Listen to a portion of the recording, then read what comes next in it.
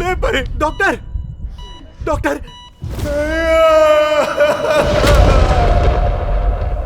నా పాపని మర్డర్ చేశారు సార్. దానికి సంబంధించి ఎఫ్ఐఆర్ ఫైల్ చేయాలి. మీరు తప్పు చేస్తున్నారు చెప్తున్నాను. You will pay for this. మా డాడీయే నాకు హీరో. మా డాడీ చాలా స్ట్రాంగ్ ఇంకా బ్రేవ్.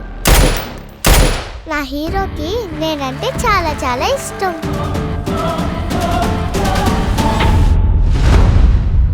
నా క్లయింట్ యోగేష్ పటేల్ గారి 7 ఏళ్ల పాప హత్యకి గురైంది. ఈ రిపోర్ట్లో పాప మరణానికి క్యాన్సరే కారణం అనే స్పష్టంగా రాశారు. తప్పగా అనుకోకు, కానీ నువ్వు ఏదైతే చేయాలనుకుంటున్నావు దానివల్ల ఏది సాధించలేవు. మేడం, మాకు కంపెనీ సైడ్ నుంచి టార్గెట్ ఇస్తారు. అంతేకాదు ఈ కాలంలో కాంపిటీషన్ కూడా ఎక్కువ ఉంది. కెమికల్ కాదు, అది విషం. జీడి తోటల మీద హెలికాప్టర్ నుంచి పురుగు మందుల్ని జల్లుతూ వస్తున్నారు. ఇప్పుడు విషాన్ని నాటారు కాబట్టి క్యాన్సర్ మొలవకుండా ఉంటుందా? కానీ ఆ పళ్ళని కూరగాయలని కొనుక్కున్నవాడు వాటిని కడిగినప్పుడు ఆ మందులు వాటి నుంచి పోతాయి కదండి. ఎంత కడిగినా అది పోదు మేడం.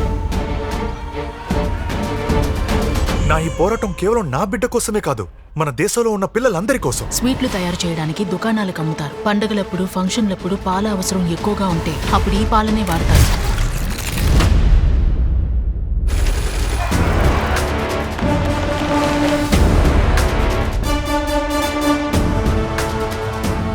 రైతుల్ని మనం అన్నదాతలు అంటాం.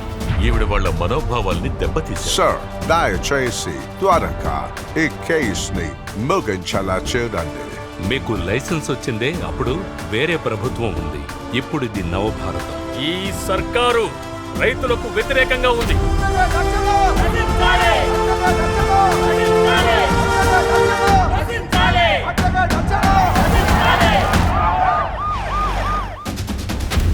ఈ దేశంలో రైతుల్ని తిట్టే వాళ్ళే పుట్టలేదనుకుంటే నువ్వు ఏకంగా వాళ్ళని ఉగ్రవాదులు అంటావా?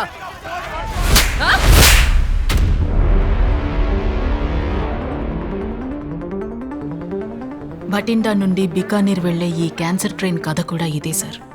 పురుగుల మందు చల్లడం ఆపకపోతే ఇంకొన్నాళ్లలో ఇలాంటి ట్రైన్ ప్రతి ఊరు నుంచి బయలుదేరుతుంది.